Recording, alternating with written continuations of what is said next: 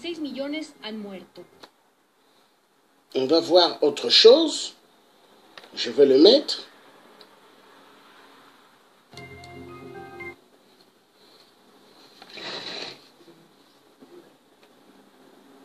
El virus que provoca el SIDA saltó de los chimpancés a los humanos hace casi 100 años. Hasta ahora ha infectado a 75 millones de personas, de las cuales 36 millones han muerto.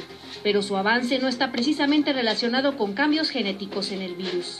La enfermedad surgió hacia 1920 en África, específicamente en la República Democrática del Congo, un país del tamaño de Europa Occidental. Ya existía en zonas endémicas, pero entre 1920 y 1950, diversos factores biológicos, sociales, económicos, sanitarios y demográficos favorecieron su recorrido y permanencia en el mundo entero, ya que su periodo de incubación de 2 a 20 años le ayudó a escabullirse. Entre estos factores se encuentran el impulso de iniciativas de salud pública en las que se aplicaban vacunas sin esterilizar las jeringas, el crecimiento urbano y cambios en el comercio sexual, así como mejoras en las vías de comunicación y el transporte, como el desarrollo de infraestructuras ferroviarias durante el gobierno colonial belga. Y fue en los años 40 en Kinshasa, capital del Congo, cuando el VIH inició su camino para convertirse en pandemia. La ciudad estaba mejor conectada con toda África y 2 décadas más tarde, más de 1 millón de personas estaban viajando en tren cada año. A partir de 1981, cuando el virus cruzó el Atlántico y se diagnosticaron los primeros casos en California, Estados Unidos, fue que la expansión del virus no pudo detenerse. Al parecer, un grupo de profesores haitianos visitó Kinshasa en los años 60 y se infectaron sin darse cuenta. Volvieron a su país y fue desde las Antillas que se dio el brinco virulento a Estados Unidos. Por otra parte, la actividad sexual que mantuvieron europeos con personas infectadas en África también contribuyó a la propagación global del SIDA. Estos y otros datos han sido desvelados por un equipo internacional de investigadores y científicos de la Universidad de Oxford en Gran Bretaña y la Universidad de Lovaina en Bélgica. Los especialistas han armado el rompecabezas del virus para reconstruir su historia genética desde los subtipos virales como el 0 hasta el grupo M del VIH-1, el subtipo más común en el planeta. Estudiaron en África alrededor de 1.200 virus y analizaron el material genético que extrajeron de las heces de los chimpancés de la especie endémica Pantriglodites triglodites en las selvas del sur de Camerún. Así encontraron que efectivamente el virus surgió de estos primates, que son el animal viviente más parecido al ser humano. La investigación sugiere que probablemente la transmisión original al hombre fue a través de la caza y la manipulación de la carne producto de esta actividad. También determinó... Voilà, elle parle, elle est en train de dire, elle parle du singe, que le singe, c'est lui qui transmet le sida. Mais en réalité, c'est grandement fou.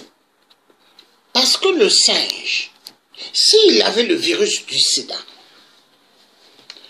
pourquoi les Occidentaux prennent nos singes en Afrique, ainsi que les gorilles, ils amènent chez eux et ils ouvrent des parcs zoologiques où est-ce que des gens vont payer des tickets pour regarder nos animaux? Si les animaux là étaient contaminés, pourquoi ils les prennent? Grandement faux. Les singes en Afrique n'ont aucun problème. Ce sont nos... Mais attendez, les singes et nous, il y a des liens. Ce sont les ancêtres de l'Afrique. Mais les singes, est-ce que les gorilles peuvent transmettre le sida? Est-ce que l'homme en RDC ou l'homme en Afrique, il a des relations avec les singes ou les gorilles? Non, non. Le sida a été créé dans le laboratoire américain. Tout à l'heure, nous allons voir un extrait. Là, nous allons passer sur la prostitution en RDC. Parce que la prostitution est un plan machiavélique des Rwandais Tutsis. L'extermination du peuple Congo, elle doit commencer par ce domaine, le domaine dans la prostitution. Donc la prostitution, vu, il y a pas mal qui souffrent de faim, il y a pas mal qui n'ont pas de travail, se jettent dans ce domaine. Jeunes filles, mamans âgées, elles se mettent dedans. Et même des hommes. Et voilà. Mais c'est comme ça, tout est calculé. Et là, la collègue écrit, comme le chronicunia, la dengue, oui, tout ça, ce sont des virus créés par eux. Le peuple africain doit ouvrir les yeux.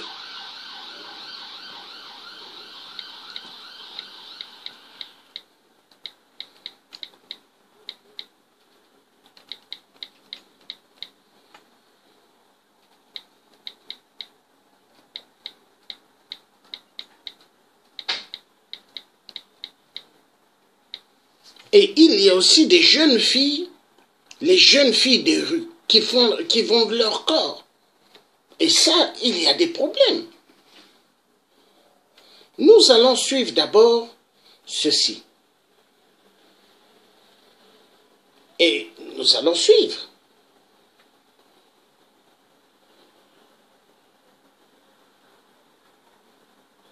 Akiti bongo na akiti bongo na paka juma, akiti bongo na paka juma.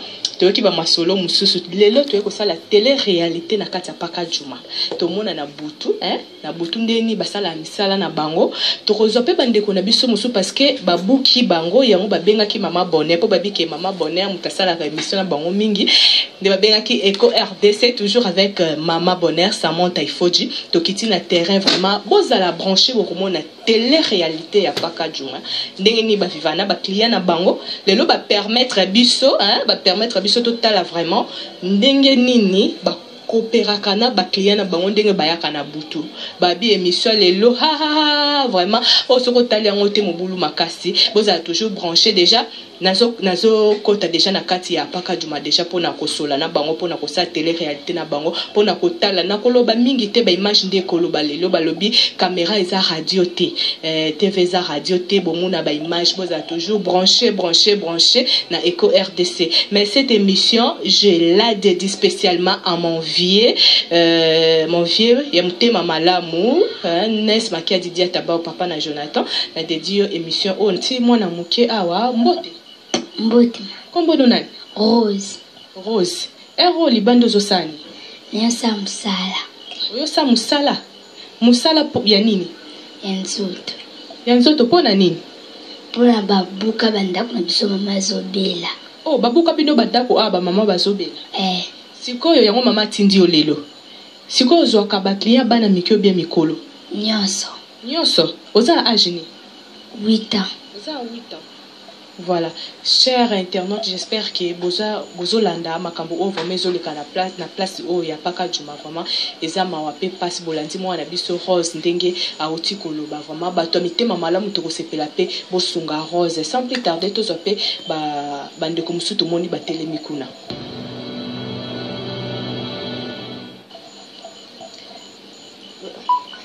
Mbote mama uzotu nanga likamoni koseka te tomoni oka kotelemi awa na telemi nanga na oluka mbongo mais biso pe tokopesa mbongo ozoluka te mbongo eza te wana mbongo akopesa nga te botika nga na ozela moto na ngai te botika nga na te tomoni client tomoni cher internet pour comprendre tomoni client na aye mais eloko moko eza surpris tomoni kaka apparemment nzeba kotaraka na se wana vraiment makambo o ezoleka awa babi boss na nga Jean Chiboti Bwabwa nazoka moi kishasa makambo bele babi paka juma o ba réalité zebele yango lelo mama bonheur na sepela kina sala émission o eza lokwa télé réalité na paka juma ndeni ba vivaka na butu ndeni ba vivaka na ba client na bango bino moko boso mona ndeko ya bibiso na ndenga malamu te mais en trois caméraman nanga to pousa na liboso lisusu nazo bande konsu na biki bango peut-être bakoki kosolisanga na ndenge ya malamu vraiment. Cher internaute, tu as toujours na kati ya paka juma mais na moni pe mama nanga mbote mama toko ko yeba kombo na Magi mama Magi ozosa nini awa asala kinduma osa kindumba mais est-ce que ozora combien déjà 5 000 francs moto pe koya pe a discuter pe boyokani pe mutu pe koya pe 3 millions tini. Mais est-ce qu'on est niveau mais ça ra ke bosa musala opoto to yoka babuki bino banda ku me boza kaka. Maman kana mbalite. Nana mbalite. Yango na sala musala. Très cher internaute, comprenez, tout le monde maman na biso Maggie apparemment on dirait azu client nae vraiment bon comprendre ça moi émotion mo banga yenga boss gentil boti ba makambo zolo kelanga boss na ko kate moi ko banga et hier na moni wana zo tandali puta non c'est pas possible valeur ya moi c'est za wapi mais qui ça on n'a pas ka juma c'est pas possible vraiment cher internaute vraiment bozala toujours branché parce que awa makambo yo et comme ils sont moi mbote maman Boniko tomoni oza kanda makasi nyoso tuna ngabo toni to ebakaka eba nini musala ndengo sala nini musala na ngabo na osala musala na ozo tuna ngabo epona ni non tokoki pe kosunga yo tokoki pe ozo tuna ngama kamwana lingi to eba ba client na bino ba oyebaka nini oyeba nini alors client ba pesa te ozo tuna ngana na osala musala na ngabo ozo tuna ngabo epona mama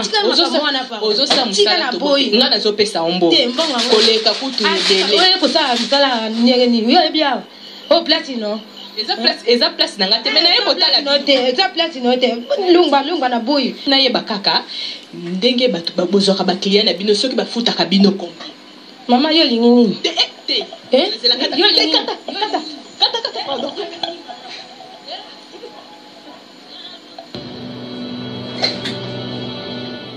Voilà, très cher internaute, tous a toujours na kati ya place na biso ya paka juma oyo. Toyeko kutansu na likambo pasi oyo se passé awa na kati esika oyo.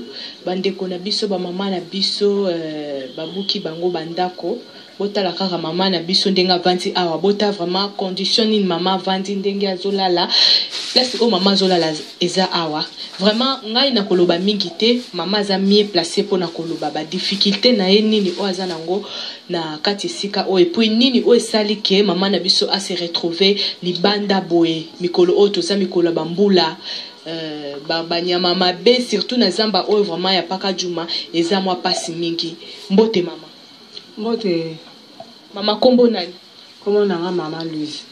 Maman Louise metokuti yo libanda awa na bambula na ba condition auto ebité ovandi na no libanda ozozwa mopepe ou bien nini kofana biso to fana libanda à partir ndenge babuka ki biso banda kuna biso to bana ko fana na kati ya terrain ya Onatra après ba papa ya baluba baye balobi ke eza bisika bango basombaki ya wana batin bayaka na ba policier na bango ndenge babuka ka biso obuka babuki biso ba musu batumbi ba biloko ndenge to ko se retrouver boyenga utena na zinda kote ndenge na fandi anazolala ka libanda bambule zono ngai na bana mwana nga kuta mosa sana zema za te akene ko hôpital ya ngono moni ndenge na fandi awa biloko tande na ti biloko nazo bomba ka mesa na mama biloko musu ezata mpo mususu basi batumba na bango na moto. Mais maman bayaka ko pesa bino nanu ko ebisa bino teke bobongama po bazo ya ko récupérer place na bango bien ba bimisa ba ka brutalement pour ba prévenir bino te baye ba bandi ko tumba bilo baye bisa biso le côté à l'improviste car baye toki car ba so buka kuna likolo. Voilà le Congo RDC. Ce que les Rwandais Tutsis ont fait du Congo RDC. Ce que la communauté internationale ont fait du Congo RDC. Voilà. Et ce que les Rwandais Tutsis ont fait vraiment des Congolais dans leur propre terre. Des familles qu'on a cassé des biens, des familles qu'on a ravi des maisons et dorment dans des rues. Et cette maman, elle est obligée de faire la prostitution. Vous voyez, on a vu tout à l'heure une jeune petite fille de 8 ans qui a expliqué qu'elle vend son corps. Essayez de comprendre. Il y a un problème très grave. Mais qui est derrière tout ça? Les sionistes. Nous continuons à regarder.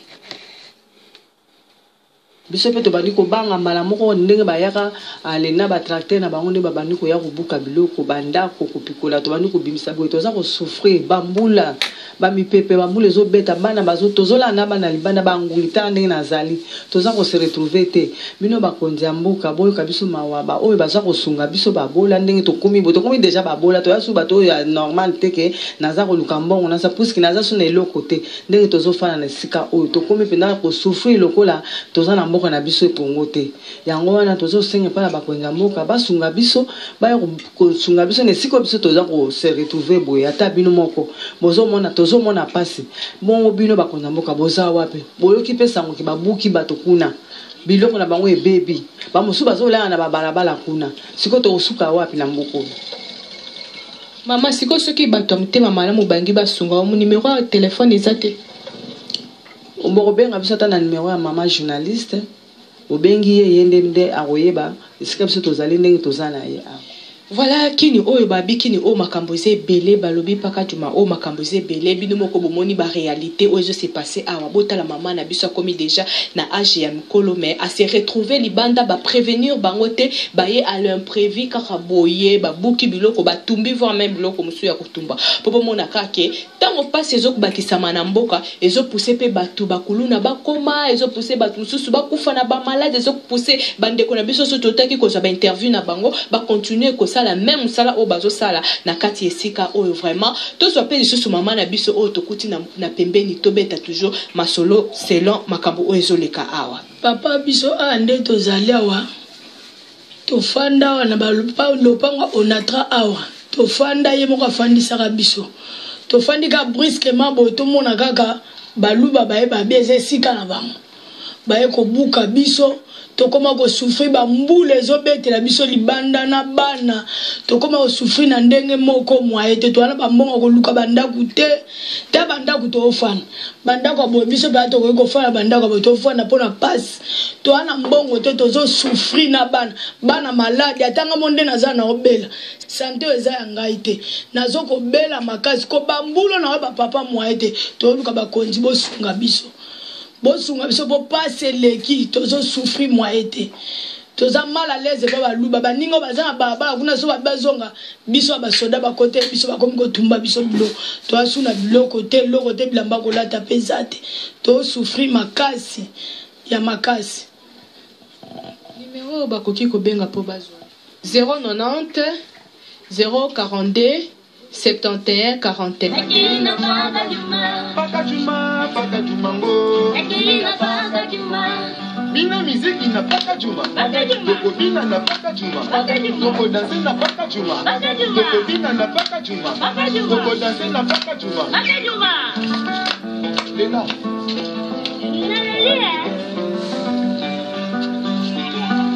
Aïe Mama bonere Mama bonere Mama ya bana Mama malamu Alobela kabana Bana ya Congo Alobela kabana Ya Pakajuma Mama Mama bonere Mama bonere Mama moko wadembaka te na micro Mama moko wadobaka bien na micro Mama Mama bonere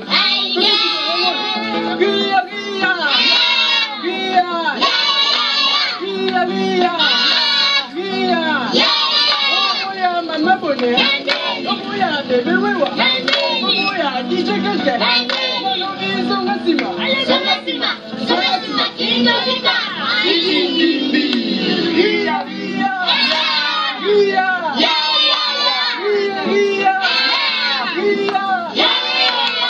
Mama bonere oya DJ Keke oya bébé wewa songa sima kinga vita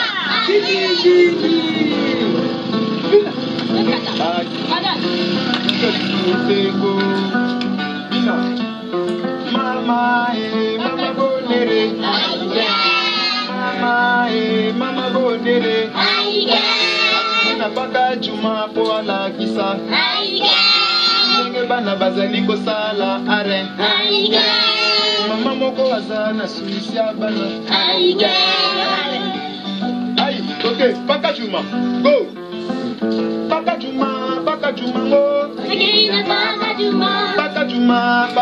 ngo mwasi na balande na mbongo mosalanda kokuta yebi te kaka kolala nde bapongi yo paka juma ngo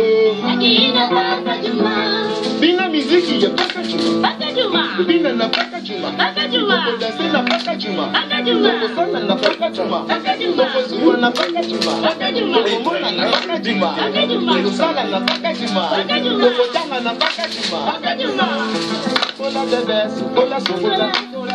sokola koza mwana baloba te lelele alele ai usme go rakakakaka tukudu ai hey okay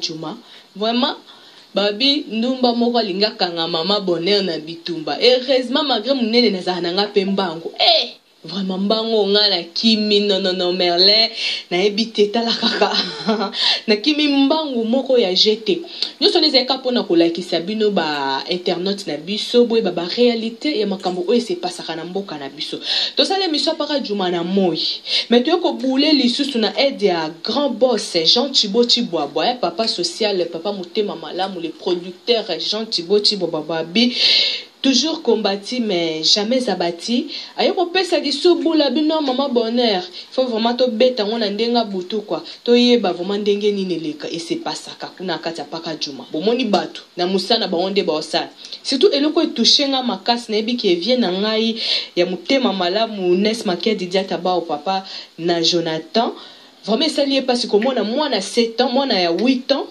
ko sala kindumba. Donc, il peut y avoir un musala. Déjà, tout boulé na mwana âge à 8 ans, azo sa musala bongo, pe azo zo batu nyoso. Pour le billet zo kipete. Nyoso, oza mwa mke, oza la koko, oza mkolo, azo kipete azo zo kaka. Vraiment nebi ki makamba boe DJ, hein, DJ na kacha paka Juma. Hein, DJ. Nebi vraiment makamba boe. Eza pasi mingi. Mwana na âge wana.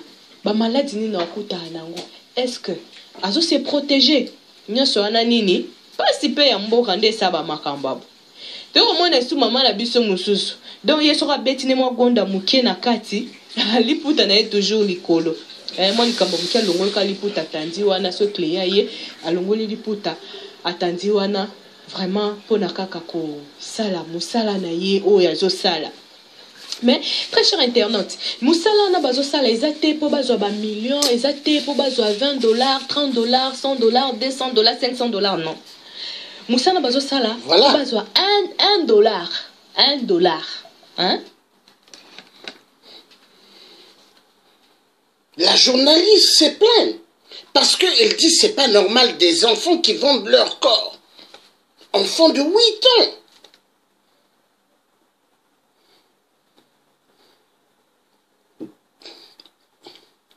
Et ils ne vendent pas leur corps comme ça, ils vendent parce qu'ils ont faim. Et quand nous voyons des opposants qui sont allés en Belgique faire leur discours dans la terre de ceux qui ont tué Patrice Lumumba, la honte. Voilà des réalités. Mais personne dans le monde politique en parle. Et les Congolais devront arrêter de dire qu'au Congo, il y a 12 millions de morts. C'est faux. Il y a plus de 30 millions de morts.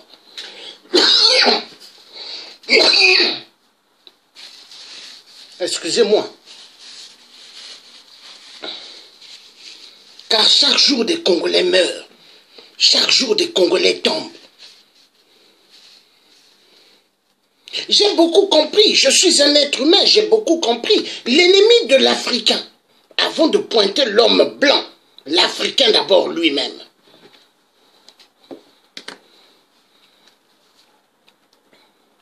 Regardez aujourd'hui dans les réseaux sociaux, quand vous observez bien les réseaux sociaux, vous regardez bien.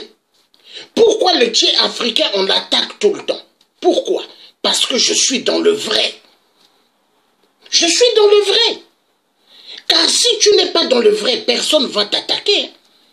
Mais on m'attaque parce que je suis dans le vrai. Parce que je parle des vrais sujets. Et ça, les gens n'aiment pas. Les gens n'aiment pas ceux qui parlent des vrais sujets. Les gens aiment ceux qui parlent des bêtises. Il y en a des fois qui mettent des vidéos, des petites vidéos où il y a une femme qui se déshabille. Là, il y a un monde fou. Mais les vrais sujets, dès qu'ils regardent, ils s'en foutent. Parce qu'ils n'aiment pas les vrais sujets. Ils n'aiment pas. Le sida ne tue pas qu'au Congo RDC, ça tue dans toute l'Afrique et dans le reste du monde. Parce que nous sommes dirigés par des sionistes qui veulent éliminer la race humaine. Et surtout les Noirs. Mais les Noirs n'ont pas encore compris. Nous sommes en guerre. Et cette journaliste au Congo RDC, elle a dit ça lui a fait tellement mal de voir des enfants de 8 ans qui vendent leur corps à des adultes. L'enfant de 8 ans a dit, même si c'est un vieux, je vais avec. Même si c'est un grand, je vais avec. Un enfant, j'irai avec pour l'argent. Mais rendez-vous compte. Est-ce que ce que nous voyons au Congo RDC, nous le voyons en Europe ou aux États-Unis? Non. Il y a un problème grave. L'Africain doit ouvrir ses yeux. C'est nous-mêmes le premier des problèmes. Voilà. Bravo, maman Suzanne. L'Africain aime la distraction. Bravo. Ça fait immensement mal. La journaliste, elle parle en lingala, mais elle se plaint, elle dit, en tout cas, ça lui a fait mal de voir des enfants en train de vendre leur corps. Les enfants tout à l'heure que vous avez vus en train de danser, en train de chanter, mais c'est des enfants qui font la prostitution. Et ça se passe où? Au Congo RDC. Mais ça fait mal, hein? Ça fait mal. Et le sida est en train de faire un de ses ravages au Congo RDC. Incroyable, mais vrai. Nous allons continuer cette vidéo de cette journaliste et après, je vais mettre le sida a été créé par qui. Voilà. Nous allons finir son $1. Sa vidéo. 1000 francs, 2000 francs, 30 000 francs. Donc, ça réduit 5 000. Là, elle est en train de dire que des jeunes filles qui vendent leur corps pour $1, l'équivalent de 1000 francs. Hein? 1000 francs. CFA. Essayez de comprendre.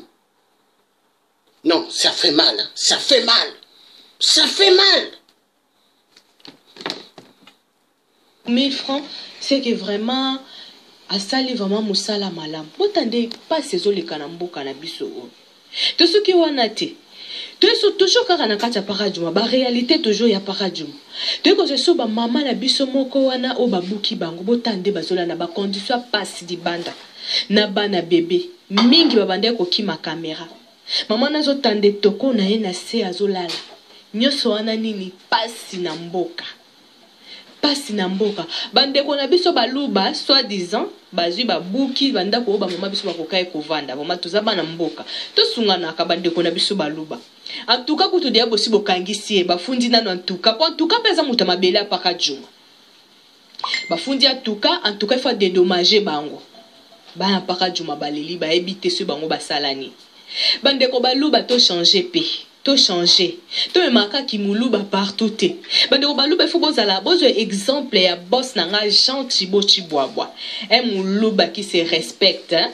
Un muluba pas comme tous les autres. Ton atangi baluba na moni n'entanga kombo na été Alain. Alain muluba de mulu. Obi kande na tumula ko Alain muluba n'entanga kombo na ote parce que yo olingano penza ba dédicace trop te. Vraiment tous exemple ndeko na biso ya boss na biso les boss de l'air boss Jean Thibaut Chiboabwa.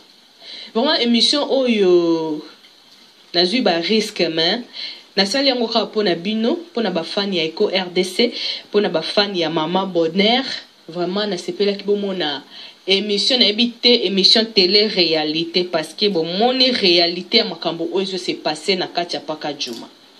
Tosuka pe wana te tozoki orchestre na biso ya bana paka juma avec bébé Wewa. Vraiment Merlin Niwa le grand caméraman Merlin Niwa hein. Babi vraiment filmant nzambe tango sa moketon bomo na mabonne na ba image ya kitoko boy donc Merlin Niwa nde makambo na seka nga kaka pona to kima bambangu kuna ba wana pakati bambangu tika na seka kaka Merlin Niwa.